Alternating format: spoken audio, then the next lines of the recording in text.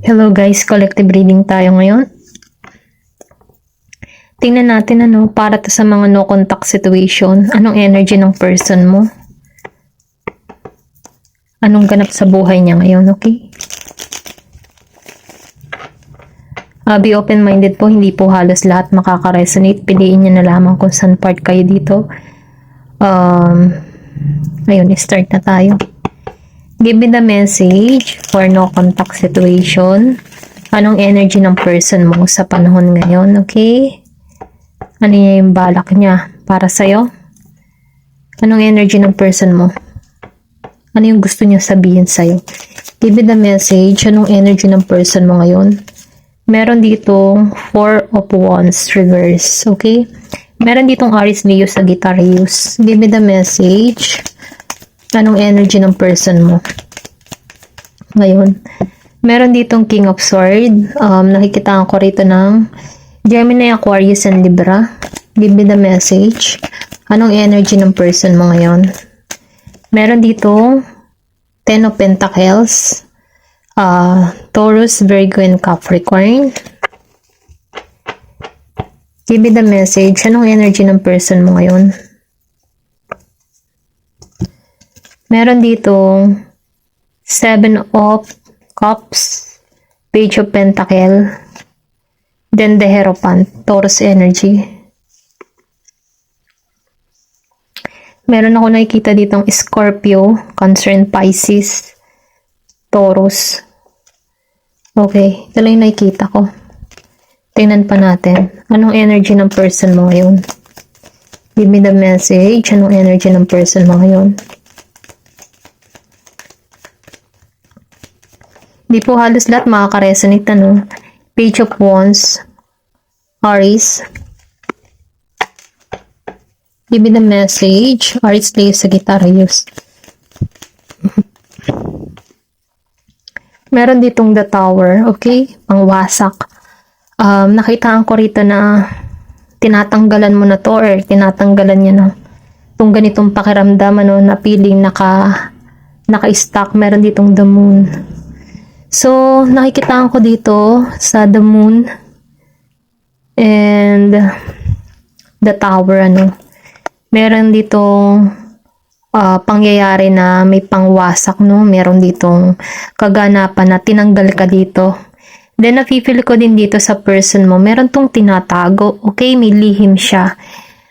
Kasi the Moon is emotion, yung tipo na meron ditong panlililang or pwede rin sabihin na tinatago nito yung totoo niyang nararamdaman sa'yo, okay? Ito lang yung nakikita ko kasi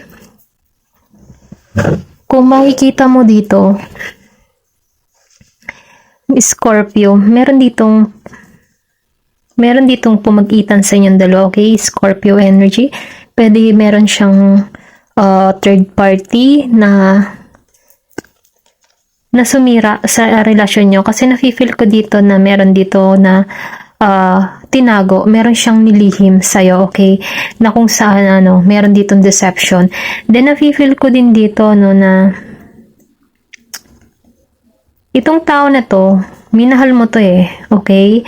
Pero ganun pa man, nakikita ko dito na may distance sa inyong dalawa. May pag-itan, okay? Pero kung makikita mo dito, mahal niyo pa ang isa't isa. Ito lang nakikita ko, meron pa ditong emotion. May pagka-feminine energy, ganun yung nababibes ko dito. Meron mga problema kayong tinahak, pero ganun pa man, inalisan ka dito or inalisan kayo dito para magising. Meron ditong awakening sa inyong dalawa. Ginising kayo dito, okay? Ito lang yung nakikita ko. Meron ditong ginigising or ginigising kayong dalawa dito or pwede rin sabihin na nagkaroon kayo ng hiwalay para magkaroon kayo ng paglago sa bawat isa. Then, nafe-feel ko dito, sa 4 of Wands, meron ditong, hindi pa pagkikita or hindi pa kayo nagkikitang muli. Meron pa ditong, paglayo. Wala pang accomplishment, wala pang tagumpay sa connection nyo, kasi nakikitaan ko dito na wala pang usap. Then, nafe-feel ko din dito, na hindi naging matagumpay yung pagsasama nyo kasi meron ditong, meron ditong lihim, nakalihim. Pwedeng sabihin natin na meron ditong babae, meron siyang lalaki, ganun ba? Nakita ko dito, merong Scorpio. Then, nafe-feel ko din dito, no, na hindi naging matagumpay yung connection, hindi naging masaya, hindi naging solid. Ganun pa man, itong tao na to, nagkakaroon na to ng transformation or pwede rin sabihin na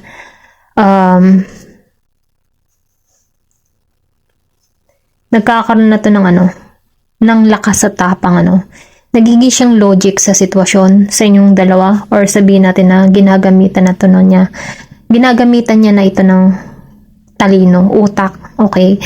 Nakikita ko dito na itong tao na to handa siyang alisan, or pwede rin sabihin na wala tong takot alisan yung mga bagay or mga tao sa paligid niya na hindi na makakabuti para sa kanya, okay? Dahil na-feel ko parang tipo na marami na tong natutunan sa kanyang experience sa nakaraan, or pwede rin sabihin na kaya na tong tapusin yung mga yung mga negatibo or mga tao na involved sa connection nyo. Pwede niyang alisan or kaya niyang alisan tong mga tao na to sa paligid niya. Ito lang yung nafe-feel ko, kasi nagkakaroon na to ng transformation. Marami na tong nagaganap sa buhay niya. Then nakikita ko rito sa Ten of Pentacles, maybe 4 months, wala kayong connection, 4 years, mga ganun ba. Then nafe-feel ko din dito may 10 years. Ayan, 10 months na walang connection, 10 years, ganyan. Ganun pa man itong tao nito, lumalago to, okay, yung financial status niya sa buhay, stability niya, meron ditong paglago, umaan ito ng tagumpay. Nakikita ko rin dito na kontento siya kung anong meron siya sa panahon ngayon, kasi umaani siya ng tagumpay. Nakikita ko rin dito na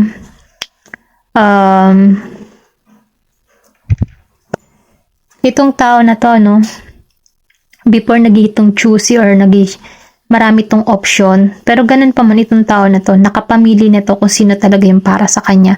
Kaya lang hindi pa siya kumikilos or hindi pa siya humahakbang, Ito lang nakikita ko, meron tong pag-aani, or pwede rin sabihin na nagtatagumpay siya sa larangan ng business niya, nagtatagumpay siya sa kabuhayan niya. Parang mas nakatuon tong tao nito sa financial kaysa sa pag-ibig. Ganun yung nito energy nito, kasi hindi siya naging matagumpay sa love life Yun yung nakikita ko. Pero nakikita ko rin dito na umaan ito ng tagumpay about sa kanyang stability. Financial stability. Ganon.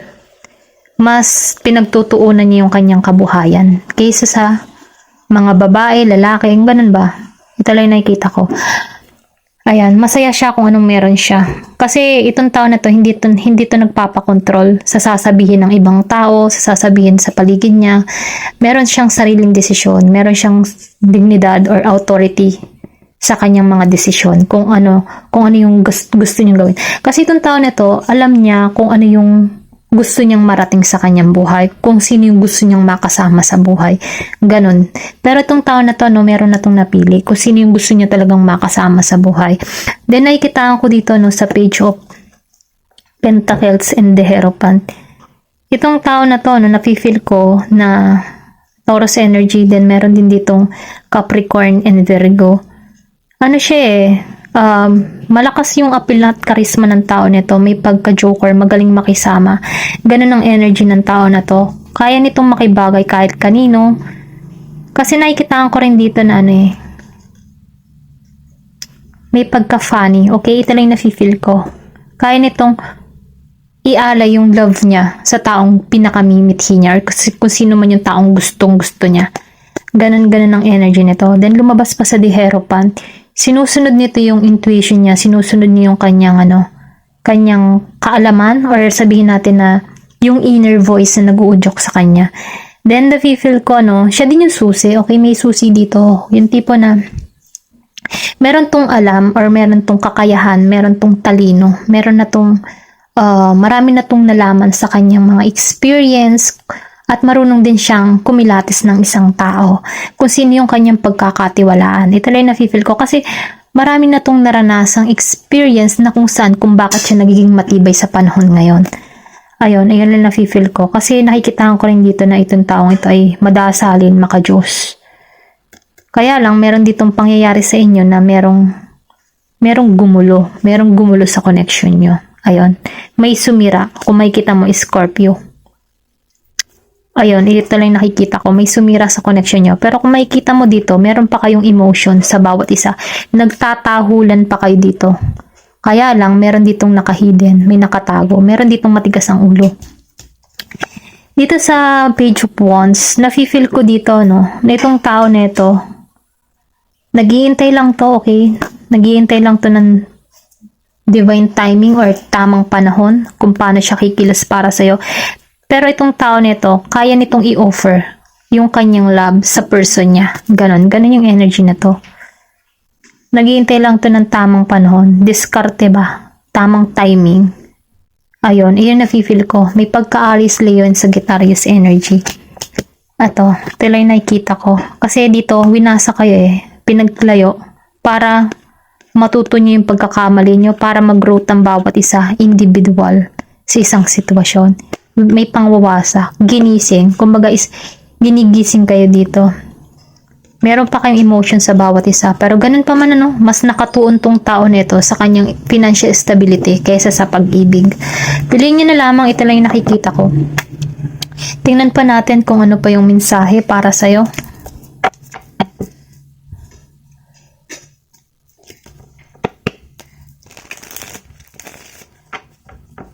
Give me the message for collective na contact situation.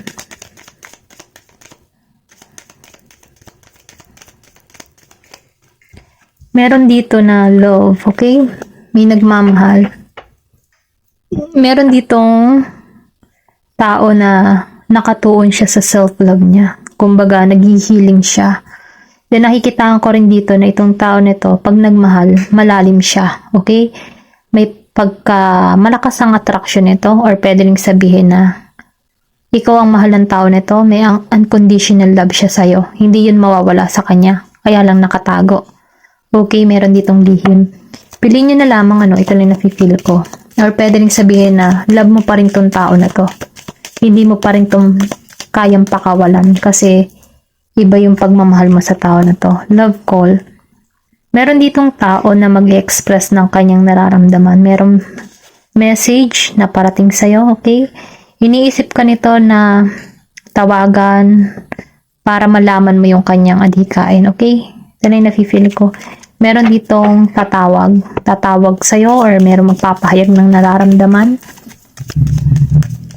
Meron ditong snake. So, ibig sabihin, meron din ditong ahas na kung saan itong tao na to na meron ditong hadlang or pwede rin sabihin na meron ditong matalino, merong umaahas or meron naging ahas sa connection nyo kung bakit kayo nagkalayo, okay? Ito lang yung nakikita ko. Meron tong babae or meron tong lalaki, ganon. Na kung saan nagiging matalino to, kumbaga kalaban, ganyan. Kalaban sa connection nyo. Ganon, meron pa tong tao na kasama, umahas, ganyan. Give me the message for collective. Girl with snake. So, dalawa talagang beses lumabas tong ahas. So, nakikitaan ko dito, impact and narcissist. Being charm or use, enable boundaries.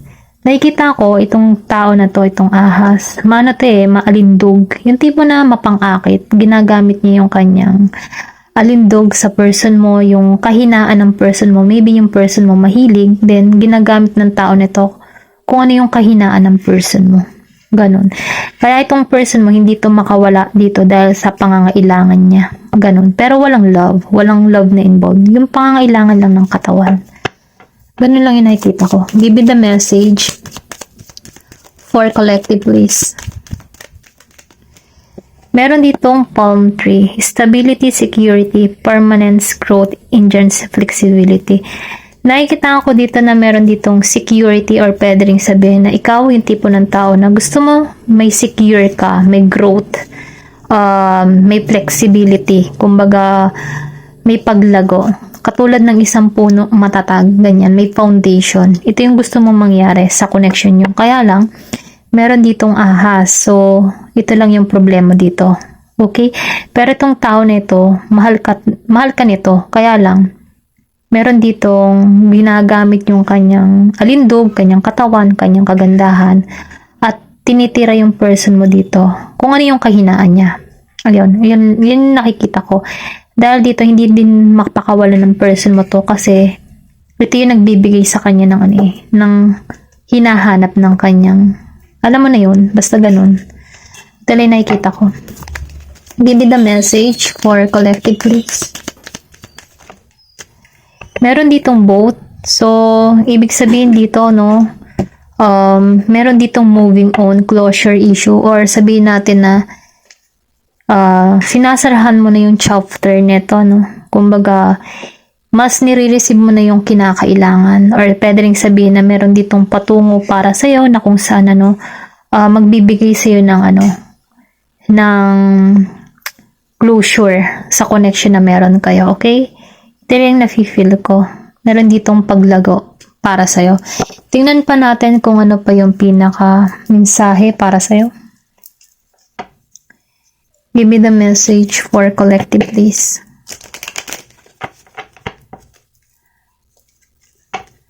Give me the message for collective, please. Meron ka dito na Diana, be one with the nature. Kumbaga, no, meron ditong Sagittarius energy.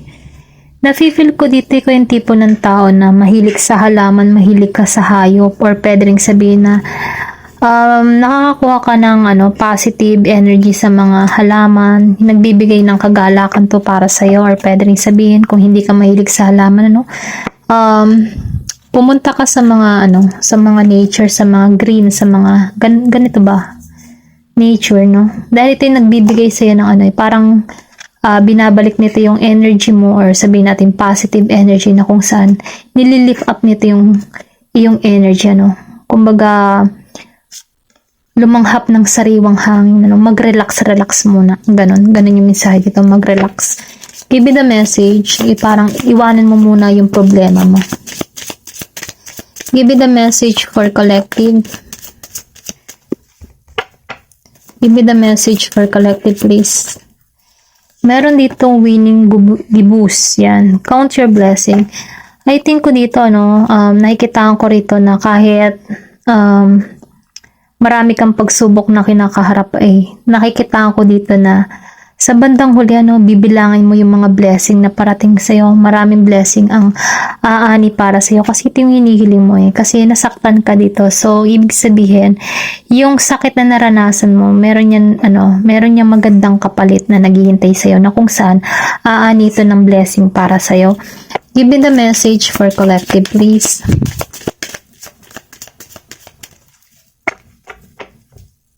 Give me the message for collective, please. Meron dito na Celine. Bring light into somebody's dark sky. So, nakikita ko dito, ikaw yung tipo ng tao na nagbibigay ng kapayapaan sa iba. Yung tipo na magaling ka mag-advise kapag yung tao na nakakausap mo ay nahihirapan sa kanyang sitwasyon. Magaling ka mag-advise sa kanila. Ikaw yung nagiging liwanag para sa kanila. Okay? Dahil nafe-feel ko, merong ganun tao dito. Meron dito na manifestation. What you seek is seeking you. Kumbaga, kung ano yung hinahanap mo, yun din ang matatagpuan mo. Para lang din yung alam mo yung tipo ng kasabihan na kumato ka, ikaw ay bubuksan. Humanap ka at ikaw ay makakasumpong. So, ganun lang yung manifestation dyan. Sinasabi dito na kapag ikaw ay humihiling, ma-attract mo kung ano man yung gusto mong marating or kung ano man yung gusto mong mangyari sa buhay mo. Kaya kailangan iklaro mo kung ano talaga yung gusto mo. Kung ano yung nais ng puso mo. Okay? Ito lang yung nafe-feel ko dito. Tingnan pa natin kung ano pa yung gustong sabihin ng person mo sa'yo. Okay? Ano yung gusto niyang sabihin sa'yo. Pero ganun pa man nasa iyo yung desisyon. Kung mananatili ka sa tao na to or ikukulong mo yung sarili mo sa kanya. Ganun. Nasa iyo yung desisyon. Give me the message for collective. Meron ditong you are wrong. Okay, meron dito nagsasabi na you are wrong. Maybe meron ka ditong napagsabihan or meron kang discussions kayong dalawa na nagsalitaan kayo, no, na sinasabi nito, no, na hindi niya nasabi para sa'yo, no. Ito lang yung mensahe, you are wrong. Mali ka daw. Mali ka daw ng iniisip sa kanya. Meron dito na now is not the time. Hindi pa ngayon ang panahon, hindi pa ngayon ang oras. Maybe dahil meron pa siyang inaayos about dito. Or ito yung gumugulo sa connection nyo. Merong naninira, okay? So, hindi pa to yung oras. Binibigyan kanya ng signal na hindi pa to ang oras. Meron ditong, I have a dream. I have so much dream for you. Hindi. I have so much desire for you. Malaki yung desire ng tao nito sa'yo, okay? May passion pa rin siya sa'yo. Okay, ito lang nafe-feel ko. Maybe iniisip ka nito tuwing gabi or kapag nag-iisa na siya, no? Yung desire niya sa'yo. Nag-i-imagine, ganyan. Pero ganun pa man, tingnan pa natin kung ano, masyado madami. Tingnan pa natin. Give me the message. Meron dito, I am in so much pain. Meron ditong taong nasasaktan. Nasasaktan siya sa nangyayari or nasasaktan siya sa kinahantungan ng relasyon nyo. Ayan. I just want you all the time. Oh, gusto ka niya araw-araw sa bawat oras. Mahilig to. Nafe-feel ko. Gusto niya yung ano mo, presensya mo, or gusto niya yung mga ginagawa niyo. Ganun. Ganun pa man yun, no? Meron ditong 7. 777, okay? Angel number 777. May mensahe para sa'yo. Search mo sa Google ang 777, okay? Meron ditong I just wish things were different. Meron ditong humihiling na sana yung mga bagay-bagay ay iba sa panahon ngayon, yung mga nangyari sa inyo, may kaibahan. Ay, alam mo yun, yung tipong ganun. Meron ditong 7, I think we should slow down. Meron ditong humihiling pa na kailangan pang maging mabagal, okay? I just dream and wish for everything. Meron siyang gusto, no? Or meron siyang hinihiling na merong mabago sa inyong dalawa. Ito na yung nafe-feel ko. Listen to your heart. Okay, tinatanong ka pa niya. Sundin mo daw yung puso mo. Ayan. Sundin mo yung puso mo. Kung ano yung nais ng puso mo. Meron ditong 7 months, 7 years, kanya, no connection. Then may 1 year, 1 month. Walang bagong hiwalay. Meron din ditong 8 months. Okay? Give me the message. 7 weeks. Ganyan. Give me the message. Or pwede rin 7 days. Tumawag tong tao na to sa'yo. 8 months, 7 months. Ganyan. Meron ditong I imagine you naked. Diba sinabi ko sa'yo kanina? I just want you all the time. Meron tong attraction na pa siya sa'yo, okay? Kapag to nagsosolo, nag-iisip, iniisip ka ng tao na to, okay? Meron ditong no, huwag daw. Maybe huwag kang mawala sa connection nyo. Or pwede rin sabihin na humihiling siya na wala sanang naging ganun sa inyo, no? Kasi ito lang nafe-feel ko. 888. Give me the message. Meron ditong 9. You hurt me, but that's okay, I guess. Nasaktan mo siya, pero naisip niya okay lang yun kasi kasalanan din niya. Ganon. Ganon yung energy na to. Tingnan pa natin. Give me the message. I need more balance. Okay, nag-request pa siya. Kailangan daw niya ng balance. Plus, give me the message for collective. Meron dito na yes. Okay, may yes. Meron ka bang tanong sa kanya? Yes ang sagot. I know you from somewhere. Alam niyo kung nasaan ka. Yan.